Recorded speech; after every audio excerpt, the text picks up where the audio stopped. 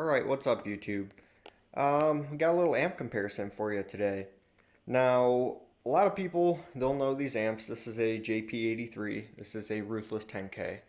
And obviously there's been tons of talk back and forth on which is better and which is worse and all that. So, obviously a lot of people have ran these.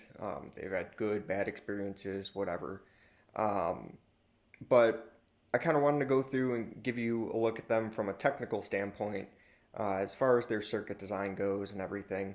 Now, I'm not going to go super in detail. I'm not going to get them on the scope and start looking at drive waves and stuff like that. But we'll just kind of give you a look at the layout and all that. So, right here, this is a JP83, and if I had a JP93, it probably would be a better comparison for the Ruthless 10K, but I only have a JP83 in front of me, so um, the 93 is pretty much just a bigger version of this, so you'll get the concept.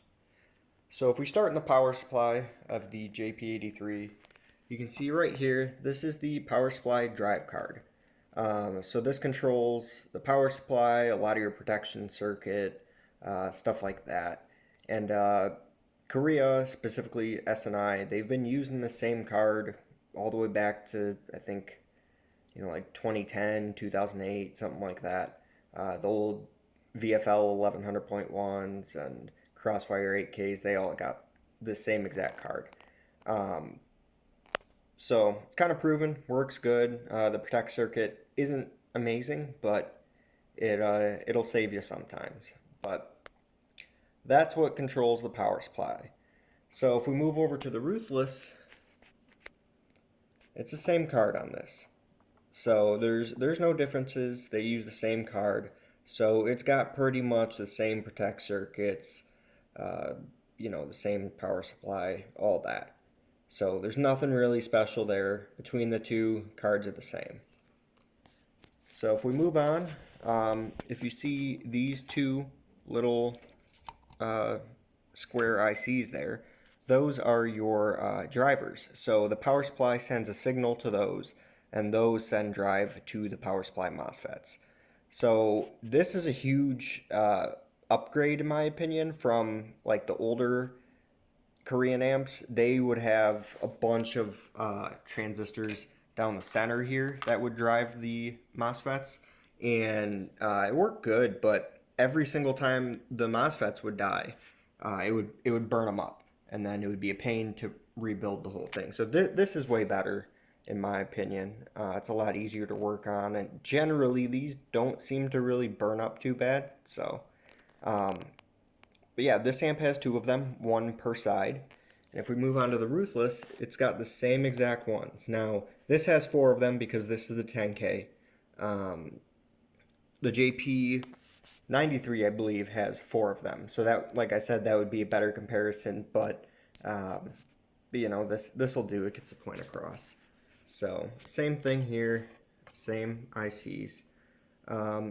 You can see the biggest difference here when it comes to the resistors, some of these capacitors, all that stuff. These are all through-hole components. So through-hole components means there's a physical hole in the board with a leg that comes off of it, and the leg goes through the hole and solders in. You can see on the JP, it's got all the same components for the most part, but instead of the through-hole components, they're all surface mount. So like, obviously this amp's going to have double for a lot of the driver stuff because it's got two more. But you can see the resistors that branch out here that go to the MOSFET, and those same ones are right there. This only has two, but yeah, same principle. It's pretty much all the same stuff. There's a lot of controversy between surface mount versus through-hole components, and realistically, as long as the amp's designed properly and the components are spec'd properly, there really isn't much of a difference. A lot of these components have the same exact physical like transistor bodies in them and stuff, and the resistors, as long as they're spec'd properly and sized right, there really isn't an issue. The only time that I've really seen through-hole components be a major problem is on very weak amps that don't have much mounting for the board, like screws and stuff like that.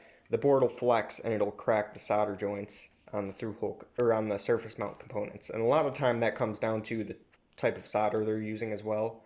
So, yeah, I mean, that's kind of a topic people like to bring up, the whole through-hole component versus surface mount. But realistically, there's not a massive difference if implemented properly, which I would say this, for the most part, is. I mean, you can see obviously the Ruthless is still using the surface mount drivers. They're just up on a little stand there, and all the stuff on the driver board's surface mount on this. If it'll focus, yeah. So if we move on to the power supply MOSFETs, we'll see a little bit of a difference here. So obviously this has 3 transformers. This has 4 per side, so 8 total, 6 total. That's just because this is a smaller amp. So, but this also has 2 MOSFETs. Well, I guess 4 per transformer, 2 push, 2 pull. So like these 4 are for this one, and so on and so forth. And this is the same thing over here. You see the Ruthless has a smaller TO220 package MOSFET here.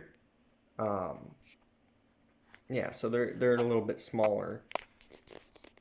The Down for Sound has these larger TO247 package. I really won't say there's that much of a reliability difference there. Now, the Down for Sound, they do have lower current rated MOSFETs in the power supply than these, at least on the 83. So as far as that goes, I think the 93 has, it may have higher current rated MOSFETs, similar to this. I'll have to verify. I'll put a little note up here just to let you know. But yeah, these are a little bit lower current rated MOSFETs. But when it comes to driving a transformer, I mean, you're not pulling the current directly from the MOSFET. It kind of depends on the flux and the transformer and all that stuff. So I won't say there's really much of a difference there. In the end, they're both solid power supply designs. It besides the drive transistor or the drivers there, it's pretty much the same as it ever has been. So both the power supplies are solid. I will say on the JPs, I really don't see much power supply failures. I don't think I really have seen much of that on the Ruthless either. So they're pretty solid. And I think the only time I've seen a power supply failure on the JP was with extreme vibration damage when the screws came out and a whole amp was bouncing around on here and it broke the legs on the MOSFET. But yeah, the power supply, obviously this power supply is a bit smaller, not as beefy as this one, but it's a smaller amp. So, but I just wanted to show you how the drive circuit is pretty similar on that. So if we move on here to the rectifier section, see if I can, yeah, so you can see the rectifiers there, 6 of them per side, and the Ruthless has 8 per side. So obviously, like I said, this has 8 transformers, this has 6, so you're gonna have more rectifiers on that one, but that's set up all the same. All that's pretty similar. You can see if you look down there, it's set up pretty similar to the Ruthless. Not much difference. So that side of the amp, that part of the amp, really doesn't have much failures, and that goes for most amps. Rectifier failure is not very common. So that should be fine. So if we move on to the output section, this is kind of where I want to focus most of my attention.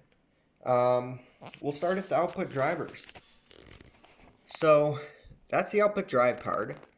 And that is a IR2184 that runs to these, I believe they're MIC 4427 transistors, um, or I guess drivers, I should say.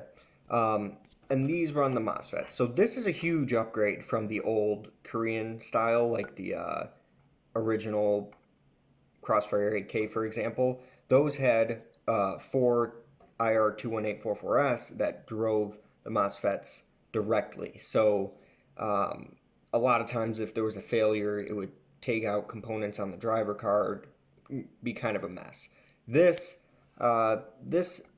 drives these, which then drives the MOSFETs. So there's there's a buffer there to where if the MOSFETs fail, it's generally not going to completely nuke this card or anything. So I like to see that. That's better for sure. So if we move on to the drive section of the Ruthless, you can see it is the same. Same driver card, same drivers. It's a little spread out more just because, it's got through-hole components, not surface mount. But yeah, that is essentially the same. So, if I could pull that driver card out of this amp and put it in this amp, and they would work fine. So, they're exactly the same. So, if you look around at just the supporting components for the drive section, got a bunch of diodes here, 15 ohm resistors, stuff like that. A lot of that is for like the drive signal, stuff like that. Some of it's clamping diodes. But yeah, if you look at all that stuff, it's all the same here. We got the diodes here, 15 ohm resistors here. Actually, I don't know if these are 15s. I'll have to look. But yeah, same resistors there, diodes. It's all the same layout, all the same stuff. Yeah, there's really not much of a difference in all this. So as far as the drive circuit goes, pretty similar. So if we look at the MOSFETs here, these are, light on.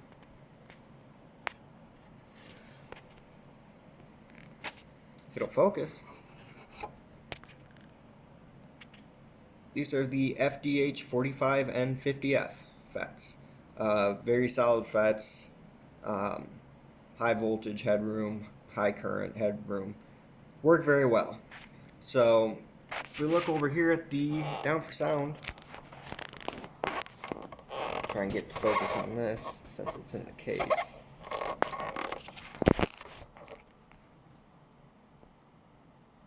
FDH 45N50F. Same thing. So we got the same output MOSFETs in each amp. And if you look here, we have 1, 2, 3, 4, 5, 6. So we have 6 output MOSFETs per half of the board, so 12 total on the Jp83. And if we look at the Ruthless, it's the same thing. We got 6 per side. So realistically, there's not much of a difference here. If you look at the auxiliary voltage circuit, you got your 12 volt regulator. Here's your regulators for the op amps. Here's the regulators for the op amps. If we go over here, there's your 12 volt regulator behind that clip. That's all the same. If you look at the filter section, Class D filter section, I should say, got 2 inductors, got 4 caps, some resistors, let's see here, yep. So yeah, you got inductor per half the output section, I should say, 2 capacitors per half, 2 resistors per half. Looking for another capacitor, I guess. Oh, yeah, right here. Sorry. Yep, one here, one here. Same thing here. You got 2 inductors, 4 caps, 4 resistors, more caps here, filtering, all that. You can see right here, it's got the 2 down here. That's got the 2 down there that are surface mount. Even if you go down to all the like little fine detail stuff, like, sorry, I'm trying to get my camera to focus on a lot of this. But you can see down there, what is it, R1A3? That can't be an A. I guess it is. Anyways, you can see we got a 22 ohm resistor right there that feeds into that cap. That's a little filter network right there. We got one for the high side, one for low side. Same thing here. We got that filter network there. We got that filter network there. Let's see what else. Oh, we got over here we got our what I believe to be the overcurrent protect circuit. That sits right there. And even on the Ruthless, that's a little surface mount standoff board. So yeah, that's pretty similar. Yeah, I mean, if we look at even the preamp section, a lot of that's laid out the same. There's really not much of a difference going on here. This obviously has got the clip limiter. This doesn't. I don't know if I don't remember if the Jp83 does or doesn't. And then normally a Bluetooth card would be sitting right here, but I'm actually replacing that in this amp, so I have it out right now. But yeah, I mean, all in all, if we look at it, they're the same thing. They're obviously, I mean, build quality may differ between the two. Um, certain things may differ, certain things may be spec different, but at the end of the day, there's really not much of a difference going on here. I mean, we got the same output MOSFETs, same drive circuit. Like I said, I'm not going to power them up on the scope or anything. I actually have to fix both of these before I can do that, anyways. But this is, I suspect, going to have a higher rail voltage than this, just because it makes more power. But yeah, I mean, there's not much of a difference here. So I just kind of wanted to show you that from, a more technical standpoint. You can see the Ruthless has a lot of open space too. So, I mean, realistically, this output section board could be a lot smaller. It doesn't need to be this big. It could, even with through-hole components, it probably could be about the same size the output section in this. So, there's not really much of a difference here. But anyways, yeah, I just wanted to kind of give you guys a look at that from a technical standpoint. Like I said, I'm not saying anyone's better than the other. I'm just saying at the end of the day, it comes from the same place. It's the same design. Some, small changes have been made here and there.